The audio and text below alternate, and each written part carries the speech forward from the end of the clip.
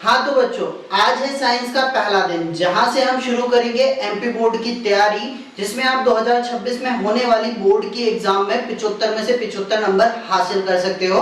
और उस सीरीज का आज है पहला लेक्चर और ये लेक्चर लगातार चलेंगे 90 दिनों तक। इन 90 दिनों में हम हर वो चीज करेंगे जो एमपी बोर्ड में आने वाली है और किस तरह के क्वेश्चन आएंगे, किस तरह के एमसीक्यू आएंगे, किस तरह के फिल इन द ब्लैंक्स पूछे जाएंगे, किस तरह के मैच द कॉलम या वन वर्ड पूछे जाएंगे, वो सारी चीजें हम इन 90 दिनों में डिस्कस करने वाले हैं। और उसका पहला दिन आज से शुरू होता है और आज है 20 सितंबर। तो चलिए शुरू करते हैं हमारा ये वीडियो, जिसमें हम चैप्टर नेम है केमिकल रिएक्शन एंड इक्वेशन के कुछ टॉपिक्स को एक्सप्लेन करेंगे और उनके बारे में डिस्कस करेंगे। तो चलिए शुरू करते हैं हमारा वीडियो।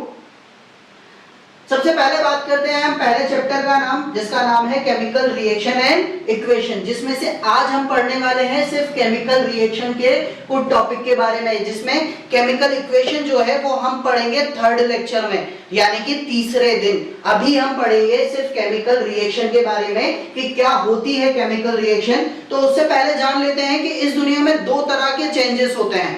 पहला होता है फिजिकल चेंज, जहां पर किसी भी तरह की केमिकल रिएक्शन नहीं होती है। ऐसा कोई भी चेंज जिसमें किसी भी तरह का केमिकल रिएक्शन नहीं होता है या उसकी किसी भी केमिकल प्रॉपर्टीज में चेंज नहीं होता है, तो उसे हम क्या कहते हैं? Physical change. ऐसा चेंज जो सिर्फ उसकी फिजिकल प्रॉपर्टीज को ही इफेक्ट करता है, यानी कि किसी भी सब्सटेंस की सिर्फ फिजिकल प्रॉपर्टीज, यानी कि स्टेट ऑफ मैटर, या हो सकता है change in colour, odour, solubility, इन सब पर ही इंपैक्ट करता है, उसके केमिकल प्रॉपर्टीज पर कभी भी इंपैक्ट नहीं करता है, तो वो कहलाता है फिजिकल चेंज। उसके कुछ एग्जांपल्स हम यहाँ पर देखेंगे। सबसे पहले है melting of ice. Melting of ice यहाँ पर सॉलिड से किस फॉर्म में बदल रहा है? ये सॉलिड से किस फॉर्म में बदल रहा है? ये लिक्विड फॉर्म में। कौन से फॉर्म में? सॉलिड से लिक्विड फॉर्म में। दूसरा यहाँ पर एग्जांपल है पानी में रेत का मिलाना, कांच का टूटना, फिर पानी को बॉईल कर उसको वेपर में कन्वर्ट करना, क्रशिंग अ केन, ये भी फिजिकल चेंज का ही एग्जांपल है। पानी में शुगर का मिलाना, शुगर जो सॉलिड होता है वो पानी में मिलकर लिक्विड फॉर्म में कन्वर्ट हो जाता है। पेपर को काटना, जो पेपर एक सॉलिड फॉर्म में पूरा होता है उसको छोटे छोटे टुकड़ों में काटना भी एक तरह का फिजिकल चेंज है। लकड़ी को काटना भी एक फिजिकल चेंज है।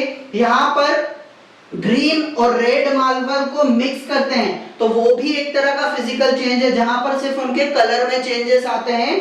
और सब्लिमेशन ऑफ ड्राई आइस, ये भी एक तरह का फिजिकल चेंज है, क्योंकि जो ड्राई आइस होता है वो सॉलिड से डायरेक्ट गैस में कन्वर्ट हो जाता है। तो ये तो थे कुछ फिजिकल चेंज। अब हम बात करते हैं केमिकल चेंज की। ऐसी कोई भी चेंज जिसमें उसके केमिकल प्रॉपर्टीज चेंज हो रही हो, उसमें केमिकल रिएक्शंस हो रही हो, तो वो क्या कहलाती है? Chemical changes. ऐसी कोई भी चेंज जिसमें क्या हो रहा हो? उसकी केमिकल प्रॉपर्टीज उसकी केमिकल प्रॉपर्टीज क्या हो रही हो? चेंज हो रही हो, तो वो क्या कहलाएगी हमारे लिए? Chemical change. और इसे ही हम क्या कहते हैं? केमिकल रिएक्शन भी कहते हैं, जहां पर उसके केमिकल प्रॉपर्टीज में चेंजेस आते हैं। राइट? ऐसे चेंजेस जो केमिकल प्रॉपर्टीज को इंपैक्ट करते हैं वो कहलाते हैं हमारे केमिकल चेंजेस। इसके कुछ एग्जांपल दिए गए हैं। Bond between the molecule break and the composition of substance change. In other word, chemical change lead to the breaking and making of bonds. हो सकता है कि जब हम कोई चीज को गर्म करें तो उसके बॉन्ड टूटते हैं और टूटकर एक नया कंपाउंड बना लेता है। जैसे यहाँ पर अगर मैं बात करूं तो burning of would, burning of would में क्या होता है? यहाँ पर कार्बन डाइऑक्साइड रिलीज होती है। यहाँ पर जो सब्सटेंस होता है वो जलता है, कंबशन होता है, जिसमें CH4 होता है, ऑक्सीजन की प्रेजेंस में वो जलता है और क्या बनाता है? CO2। क्या बनाता है? CO2। तो यहाँ पर CH4 बदलकर क्या बन गया? Carbon dioxide.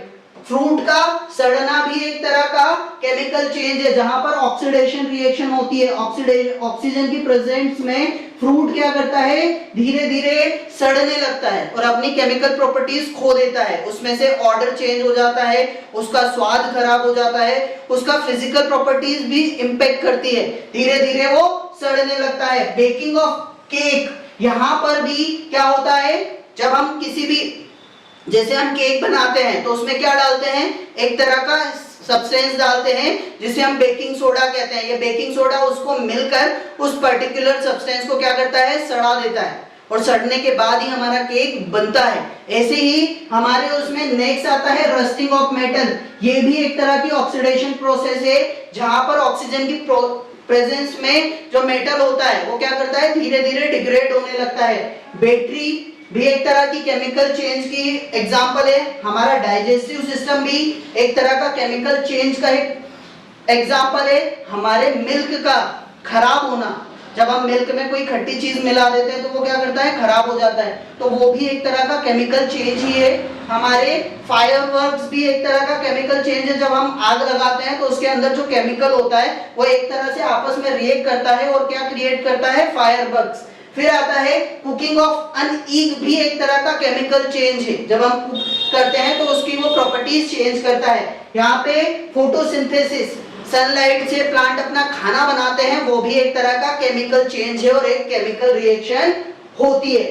अब बात करते हैं हम हमारे मेन टॉपिक की, जिसे हम कहते हैं केमिकल रिएक्शन। तो केमिकल रिएक्शन में क्या होता है, जब भी दो और दो से ज्यादा सब्सटेंस एक दूसरे के साथ रिएक्ट कर एक नए प्रोडक्ट को बनाते हैं, दो या दो से ज्यादा एलिमेंट या सब्सटेंस मिलकर एक नए प्रोडक्ट या एक नए सब्सटेंस को बनाते हैं जो एक अलग प्रॉपर्टीज को रखता है, उसे क्या कहते हैं हम, केमिकल रिएक्शन। ऐसी कोई भी रिएक्शन जिसमें दो या दो से ज्यादा सब्सटेंस मिलते हैं और एक नए प्रोडक्ट को या एक नए सब्सटेंस को बनाते हैं, तो उसे हम कहते हैं केमिकल रिएक्शन। जैसे कि मान लो मेरे पास एक सब्सटेंस है ए, दूसरा सब्सटेंस है बी, और इन दोनों के मिलने से एक नया सब्सटेंस बना जिसे कहते हैं AB। तो ये जो सब्सटेंस बना इसे मैं कहूंगा प्रोडक्ट, और ये दोनों मेरे लिए बन जाएंगे रिएक्टेंट। और ये दोनों रिएक्टेंट जब आपस में रिएक्ट करेंगे और उससे प्रोडक्ट बनेगा, उस पर्टिकुलर रिएक्शन को हम कहते हैं केमिकल रिएक्शन। तो आया समझ में? तो चलिए आगे बढ़ते हैं। अब यहाँ पर हमारा केमिकल रिएक्शंस में दो हिस्सों में बटी होती है। जो लेफ्ट हैंड साइड वाला हिस्सा होता है उसे हम क्या कहते हैं, रिएक्टेंट्स। जो लेफ्ट हैंड साइड पे किसी भी केमिकल रिएक्शन में जो लेफ्ट हैंड साइड वाला हिस्सा होता है उसे हम कहते हैं रिएक्टेंट, और जो एरो के बाद राइट हैंड साइड पे जो भी प्रोडक्ट होता है, जो भी सब्सटेंस बनता है, उसे कहते हैं हम प्रोडक्ट। तो ये the substance which take part in chemical reaction are called reactants. और ये किस साइड पर होते हैं, लेफ्ट हैंड साइड पर, और ये होते हैं राइट हैंड साइड पे।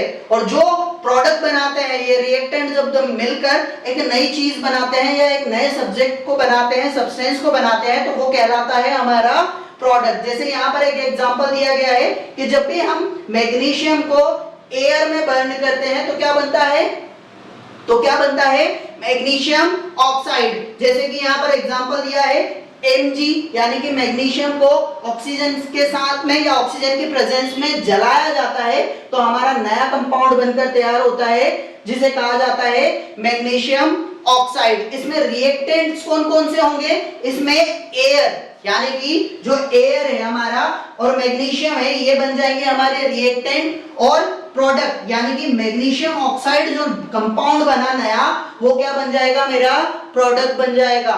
और इस तरह से हम इन्हें दो भागों में बांट सकते हैं। लेफ्ट हैंड साइड वाले को रिएक्टेंट बोलते हैं और राइट हैंड साइड वाले को क्या बोलते हैं, प्रोडक्ट। और जो प्रोडक्ट बनता है वो हमेशा एरो के बाद लिखा जाता है। अब बात करते हैं नेक्स्ट केमिकल रिएक्शंस की। तो हमने ये सारी चीजें पहले ही देखी है। जलना यानी कि एक तरह की केमिकल रिएक्शन होती है।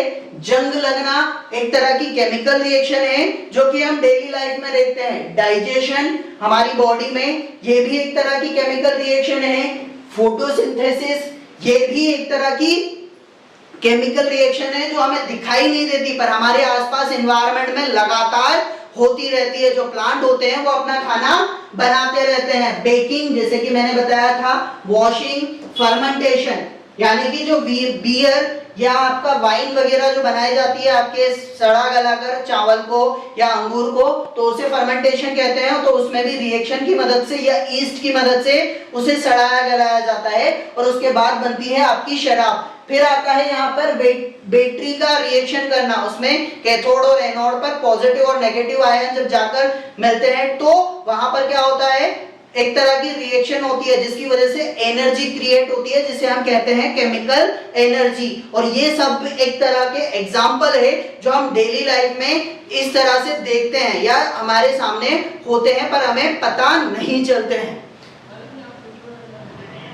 हाँ, तो अगर हमें केमिकल रिएक्शन को जानना है तो सबसे पहले उसके कैरेक्टरिस्टिक्स को जानना होगा कि केमिकल रिएक्शंस के कैरेक्टरिस्टिक्स कौन कौन से होते हैं। तो चलिए हम शुरू करते हैं। सबसे पहले कैरेक्टरिस्टिक होता है एक केमिकल रिएक्शन का इवोल्यूशन ऑफ गैस। जब भी दो कंपाउंड को हम आपस में रिएक्ट कराते हैं, जैसे जिंक और सल्फ्यूरिक एसिड को, दोनों को हम रिएक्ट कराते हैं तो एक नया कंपाउंड बनता है जिंक सल्फेट और साथ में ही एक गैस रिलीज होती है जिसे हम हाइड्रोजन के रूप में जानते हैं। यह हाइड्रोजन बबल्स के रूप में बाहर निकलती है और जैसे ही वहां पर बबल बनने लगे हमें यह कंफर्म हो जाएगा कि यहाँ पर हाइड्रोजन गैस रिलीज हो रही है। तो इस तरह से हम केमिकल रिएक्शन का पहला कैरेक्टरिस्टिक देख सकते हैं और पता कर सकते हैं कि ये केमिकल रिएक्शन है या नहीं। दूसरा, यहाँ पर फॉर्मेशन ऑफ प्रेसिपिटेट। प्रेसिपिटेट का मतलब होता है एक तरह से सॉलिड सब्सटेंस का बनना। जब भी हम दो सब्सटेंस को आपस में मिलाते हैं तो उसमें एक नया सब्सटेंस बनता है और एक सॉलिड सब्सटेंस बन जाता है जिसको हम कहते हैं प्रेसिपिटेट। जैसे कि यहाँ पर बेरियम क्लोराइड और सल्फ्यूरिक एसिड को आपस में रिएक्ट कराऊंगा तो वहां पर एक नया सब्सटेंस बनेगा, वो भी प्रेसिपिटेट के रूप में, बेरियम सल्फेट के रूप में, और हाइड्रोक्लोरिक एसिड यानी कि HCl बाहर हो जाएगा। और इन दोनों को हम चाहे तो टेस्ट ट्यूब की मदद से क्या कर सकते हैं, अलग कर सकते हैं, क्योंकि बेरियम सल्फेट एक सॉलिड फॉर्म में प्रेसिपिटेट के रूप में बनता है और हाइड्रोक्लोरिक एसिड एक लिक्विड के फॉर्म में बनता है। इसकी मदद से हम एक टेस्ट ट्यूब को कुछ देर तक अगर छोड़ दें तो वहां पर जो बेरियम सल्फेट है वो नीचे की तरफ दब जाएगा और हाइड्रोक्लोरिक एसिड ऊपर की तरफ रह जाएगा, जिसे हम अलग कर सकते हैं। जहां हम हाइड्रोक्लोरिक एसिड को टेस्ट ट्यूब से पहले बाहर कर सकते हैं और सल्फ्यूरिक जो बेरियम सल्फेट है उसे उसमें ही छोड़ सकते हैं, तो वो सॉलिड के रूप में वहीं पर रह जाएगा। यहाँ पर जो बेरियम सल्फेट सॉलिड के रूप में बना था उसे उसी टेस्ट ट्यूब में छोड़कर हम HCl को अलग कर सकते हैं। तो ये तो हो गए दो कैरेक्टरिस्टिक। तीसरा कैरेक्टरिस्टिक होता है हीट। हीट यानी कि जब भी दो रिएक्शंस होती है, जैसे कंबशन में मीथेन जो होता है वो ऑक्सीजन की प्रेजेंस में जलता है जिसकी मदद से हीट भी रिलीज होती है और कार्बन डाइऑक्साइड और वाटर के मॉलिक्यूल्स भी रिलीज होते हैं। तो जब भी कोई रिएक्शन होती है तो वहां पर हीट देखने को मिलती है। तो ये भी एक कैरेक्टरिस्टिक होता है किसी भी रिएक्शन को जानने का। फिर दूसरा होता है यहाँ पर फिजिकल स्टेट। तो हम किसी भी केमिकल रिएक्शन को जब भी इक्वेशन के रूप में लिखते हैं तो वहां पर उसके सिंबल्स के रूप में भी रिप्रेजेंट किया जाता है। जैसे कि अगर मान ले तो यहाँ पर जो जिंक था वो सॉलिड फॉर्म में था, फिर सल्फ्यूरिक एसिड एक्वस फॉर्म में था। तो यहाँ पर जो गैस होगी या सॉलिड होगा उसके लिए S, जो लिक्विड होगा उसके लिए L, और जो गैसियस फॉर्म में होगा उसके लिए G, और जो पानी के साथ एक सॉल्यूशन बनाया जाएगा एक्वस सॉल्यूशन, उसे AQ के रूप में मिलाया जाएगा। इस तरह से हम किसी केमिकल रिएक्शन को, इक्वेशन को उसके गैसियस या उसके स्टेट के रूप में भी रिप्रेजेंट कर सकते हैं, जो कि एक कैरेक्टरिस्टिक होता है केमिकल रिएक्शन का। फिर आता है कैटलिस्ट। अब ये जो कैटलिस्ट होता है ये एक तरह का एंजाइम होता है। ये किसी भी रिएक्शन की स्पीड को कम या ज्यादा करने के लिए आता है। अगर कोई रिएक्शन बहुत ज्यादा तेज हो रही होती है तो उसको ये स्लो डाउन कर देता है, और जहां पर किसी रिएक्शन की स्पीड बहुत स्लो है उसकी स्पीड को अगर इंक्रीज करना है तो कैटलिस्ट वहां पर क्या करता है, उस रिएक्शन की स्पीड को इंक्रीज करने में मदद करता है। तो ये एक ऐसा सब्सटेंस होता है जो रिएक्शन की स्पीड को इंक्रीज या डिक्रीज करने के लिए जाना जाता है। और इसका एग्जांपल है हमारे पास potassium permanganate is used in decomposition of hydrogen peroxide into water and oxygen gas to speed up the process. तो यहाँ पर पोटेशियम परमैंगनेट का इस्तेमाल किया जाता है हाइड्रोजन H2O2 को वाटर और हाइड्रोजन के रूप में तोड़ने के लिए, वाटर और ऑक्सीजन के रूप में, सॉरी, वाटर और ऑक्सीजन के रूप में तोड़ने के लिए किसका इस्तेमाल किया जाता है? पोटेशियम परमैंगनेट का। और पोटेशियम परमैंगनेट उसकी स्पीड को क्या कर देता है? ज्यादा फास्ट कर देता है, जिसकी मदद से ज्यादा ऑक्सीजन को प्रोड्यूस किया जा सकता है, जो हम मेडिसिनल यूज में इस्तेमाल करते हैं, जहां पर हम टंकियों में भरकर आईसीयूज वगैरह में सप्लाई करते हैं। तो ऑक्सीजन के प्रोडक्शन के लिए भी इसका इस्तेमाल किया जा सकता है। फिर आता है हमारा केमिकल रिएक्शंस को कहां यूज किया जाता है। तो सबसे पहला इस्तेमाल यहां पर होता है, वो होता है एनर्जी को प्रोड्यूस करने के लिए। तो वाटर जो होता है उसको दो भागों में तोड़कर क्या बनाया जाता है? हाइड्रोजन। और हाइड्रोजन हमारे लिए बहुत ज्यादा जरूरी बनता जा रहा है, क्योंकि इसे फ्यूल की तरह इस्तेमाल किया जा रहा है, जो एक तरह की क्लीन एनर्जी होती है और उससे किसी भी तरह का पॉल्यूशन हमारे एनवायरनमेंट में नहीं होता है। तो इसको प्रोड्यूस करने के लिए भी केमिकल रिएक्शन का इस्तेमाल किया जाता है। फिर आता है ऑक्सीजन। ऑक्सीजन तो हम सब जानते हैं बहुत ज्यादा जरूरी होती है, जो बाई प्रोडक्ट के तौर पर निकलती है। फिर आता है test, identity and analyze materials. अब आपको कोई मटेरियल मिला है, आपको पता नहीं है कि इसको क्या बोलते हैं या ये क्या है, तो उसके ऊपर आप बहुत सारे केमिकल रिएक्शंस को परफॉर्म कर सकते हो, जिसकी मदद से आप उसकी रियल आइडेंटिटी को पता कर सकते हो। आप पैथोलॉजी में जाते हो तो वहां पर भी बहुत सारे टेस्ट परफॉर्म किए जाते हैं, उनके ऊपर बहुत सारे केमिकल्स का इस्तेमाल किया जाता है, जिससे हमारे जो टेस्ट होते हैं उसके रिजल्ट आते हैं। फिर आता है न्यू मटेरियल्स को बनाने के लिए, और साइंटिस्ट इसका इस्तेमाल करते हैं। जो न्यू मटेरियल्स होता है उसको बनाने के लिए भी अलग अलग तरह के केमिकल रिएक्शन लगातार साइंटिस्ट परफॉर्म करते रहते हैं, जो हमारे लिए काम आए। फिर आता है प्रिजर्व फूड। जो हमारे घरों में अचार होता है उसके ऊपर आपने देखा होगा ऑयल डाला जाता है। जब भी उसमें ऑयल खत्म भी हो जाता है तो मम्मी या कोई भी आपके घरों में आंटी दादी वगैरह क्या करती है, उसके ऊपर और भी ऑयल डाल देते हैं उसमें, ताकि जो अचार होता है वो प्रिजर्व हो सके। क्योंकि जो ऑयल होता है वो एंटीऑक्सीडेंट होता है और वो किसी भी फूड को किसके साथ रिएक्ट नहीं करने देता है? मॉइस्चर और ऑक्सीजन के साथ में। और इन दोनों की प्रेजेंस में कोई भी फूड खराब हो जाता है, और उससे बचाने के लिए हम ऑयल का इस्तेमाल करते हैं। फिर आता है हमारा produce oxygen for medical and industrial purpose. जैसे कि मैंने बताया था कि हमारी मेडिकल इंडस्ट्री में ऑक्सीजन की बहुत ज्यादा डिमांड होती है। कोरोना में भी बहुत ज्यादा डिमांड थी, इसके लिए मारामारी तक हो गई थी। तो वो ऑक्सीजन को डिमांड को पूरा करने के लिए केमिकल रिएक्शन की मदद से क्या किया जाता है? ऑक्सीजन को प्रोड्यूस किया जाता है, जो कि एक बहुत अच्छा यूज होता है केमिकल रिएक्शन का, जिसकी वजह से लाखों जान हर साल बचती है। तो चलिए अब आगे बढ़ते हैं। नेक्स्ट है हमारा types of chemical reaction. Type of chemical reaction में पहला नाम आता है कॉम्बिनेशन रिएक्शन, दूसरा आता है डिकम्पोजिशन रिएक्शन, तीसरा डिस्प्लेसमेंट रिएक्शन, चौथा डबल डिस्प्लेसमेंट रिएक्शन, पांचवा प्रेसिपिटेशन रिएक्शन। अब इनको हम डिटेल में पढ़ते हैं। पहला है हमारा कॉम्बिनेशन रिएक्शन। तो कॉम्बिनेशन रिएक्शन में क्या होता है? इसे एक तरह से एडिशन रिएक्शन भी कहा जाता है, जहां पर दो सब्सटेंस मिलकर क्या करते हैं? एक नए सब्सटेंस को बनाते हैं। वो क्या करते हैं? जैसे कि मान लो A और B दोनों ने मिलकर क्या किया? एक नए सब्सटेंस को बना लिया। इन दोनों के कंबाइन होने से एक नया सब्सटेंस बना, तो इसे कहा जाता है कॉम्बिनेशन रिएक्शन। इसके कुछ एग्जांपल है, जैसे कि यहाँ CaO क्विकलाइन को जब वाटर में रिएक्ट कराया जाता है तो वो क्या बन जाता है? कैल्शियम हाइड्रोक्साइड, और क्या रिलीज करता है? हीट। और ये आप घर पर एग्जांपल में देख चुके होंगे, घर पे आपने चूना देखा है, उसे ही कहा जाता है कैल्शियम ऑक्साइड यानी कि क्विकलाइन। और ये क्विकलाइन को जब भी आप पानी में मिक्स करते हो तो वहां पर बबल क्रिएट होने लगता है, हीट रिलीज होने लगती है, तो वो यही रिएक्शन है। फिर आता है हमारा कार्बन और ऑक्सीजन।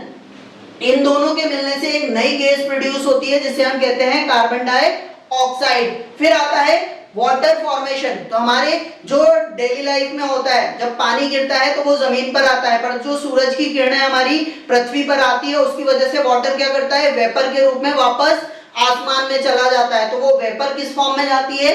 ऑक्सीजन और हाइड्रोजन के फॉर्म में। और जब ये टेम्परेचर ऊपर जाने के बाद थोड़ा कम होता है तो वेपर वापस से किसके फॉर्म में बदल जाती है? वाटर के रूप में। तो ये पूरा का पूरा वाटर साइकिल भी बनाता है और ये रिएक्शन ही हमारे लिए सबसे ज्यादा जरूरी होती है, तो इसे कहा जाता है एडिशन रिएक्शन।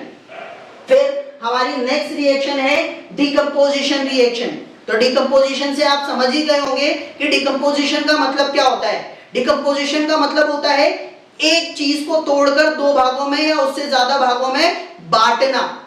कोई भी चीज अगर दी गई हो, उसी तरह से कोई चीज अगर है हमारे पास, तो उसको अगर हम दो भागों में तोड़ते हैं तो वो कहलाता है डिकम्पोजिशन। वैसे ही डिकम्पोजिशन रिएक्शन में एक सब्सटेंस को तोड़कर दो नए प्रोडक्ट में बदला जाता है। तो जो हमारा रिएक्टेंट होता है वो क्या करता है, टूटकर दो नए प्रोडक्ट में बना लेता है।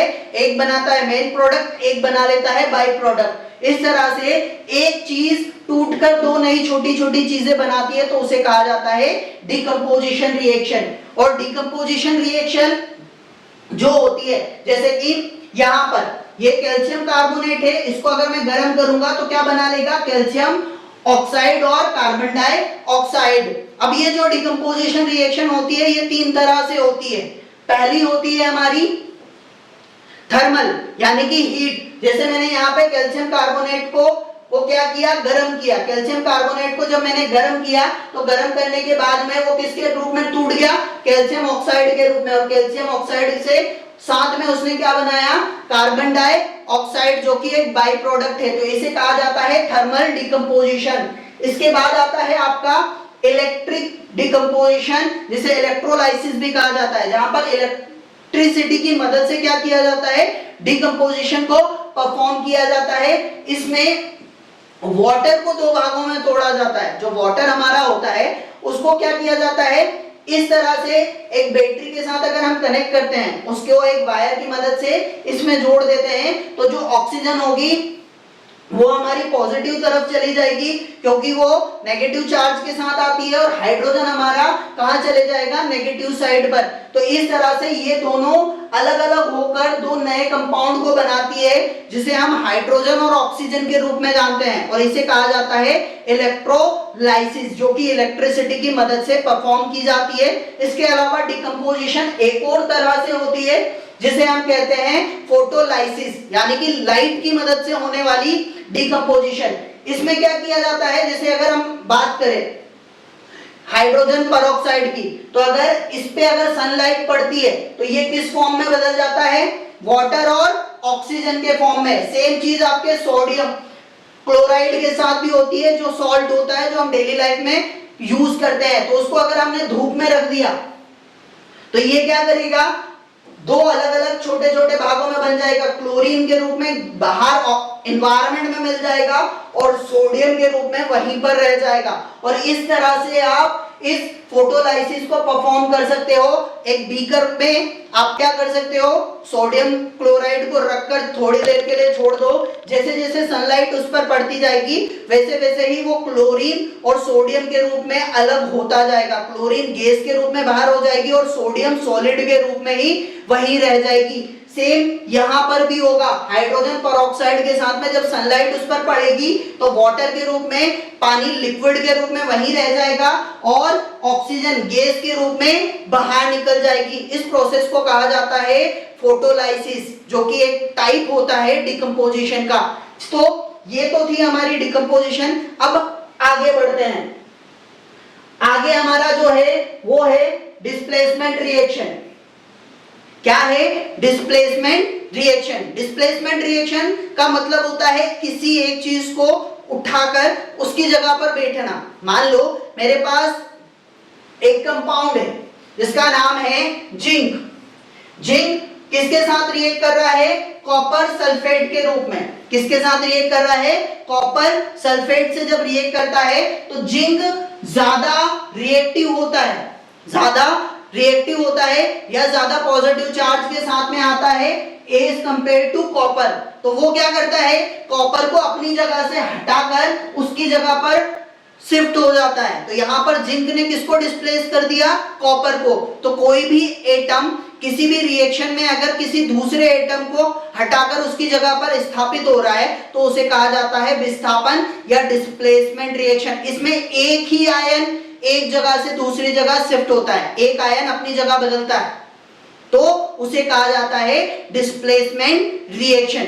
अब बात करते हैं दूसरी रिएक्शन का, जिसका नाम है double displacement reaction. Double displacement में क्या होता है, दो सब्सटेंस आपस में रिएक्ट करते हैं और दोनों सब्सटेंस में दो सब्सटेंस अपनी जगह बदलते हैं, दोनों के दोनों ही अपनी जगह बदलते हैं। जैसे कि मान लो सोडियम सल्फेट को जब मैं बेरियम क्लोराइड के साथ में रिएक्ट कराऊंगा तो एक नया कंपाउंड बनेगा बेरियम सल्फेट और सोडियम क्लोराइड। तो यहां पर बेरियम ने भी अपनी जगह बदली है और क्लोराइड ने भी अपनी जगह बदली है, यहां पर भी सोडियम ने भी अपनी जगह बदली है और सल्फेट ने भी अपनी जगह बदली है। तो इसे कहा जाता है डबल डिस्प्लेसमेंट रिएक्शन। और उसका दूसरा एग्जांपल नीचे दिया हुआ है। अगर मेरे पास AB और CD दो कंपाउंड है और दोनों कंपाउंड में से जैसे यहां पर D ने किसको रिप्लेस कर दिया, B को, और B कहां चले गया, D की जगह पर, तो दोनों ने अपने आयन से एक्सचेंज कर लिए। तो डबल डिस्प्लेसमेंट रिएक्शन में दोनों सब्सटेंस आपस में क्या करते हैं, आयंस को एक्सचेंज करते हैं और इस तरह से ये रिएक्शंस होती है। तो क्या आपको हमारा लेक्चर अच्छा लगा और आपको कैसा लगा हमारा ये लेक्चर, कमेंट कर जरूर बताइएगा। और अच्छा लगा हो तो चैनल को लाइक शेयर एंड सब्सक्राइब जरूर कर लीजिएगा। और डेली आज से हम क्या करेंगे, डेली 7:30 बजे आपके लिए एक वीडियो अपलोड करेंगे, उस वीडियो को देखना बिल्कुल ना भूलें। और अगर आप 90 दिनों तक सिर्फ 20 मिनट का टाइम हमें देंगे, 20 मिनट मैथ्स के लिए, 20 मिनट साइंस के लिए, तो आप डेफिनेटली 2026 के बोर्ड में टॉप करने वाले हैं, क्योंकि हम वही चीजें डिस्कस करेंगे मैथ्स और साइंस में जो बोर्ड में आने के चांसेस बहुत ज्यादा है। और हम आपको 100 क्वेश्चन की एक PDF भी देंगे, जिसमें आपको टॉप प्रोबेबल जो आने के चांसेस होंगे क्वेश्चन, वही क्वेश्चन आपको प्रोवाइड किए जाएंगे। इस तरह से आपकी तैयारी भी हो जाएगी और उन क्वेश्चन को हम यहाँ पर लाइव आपके साथ में एक्सप्लेन करेंगे, जिससे आपको वो क्वेश्चन याद करने में भी आसानी हो जाएगी। तो आप हमारा सपोर्ट कीजिए, हम आपका सपोर्ट करते रहेंगे। तो हमारे चैनल को सब्सक्राइब कर शेयर करना बिल्कुल ना भूलिएगा।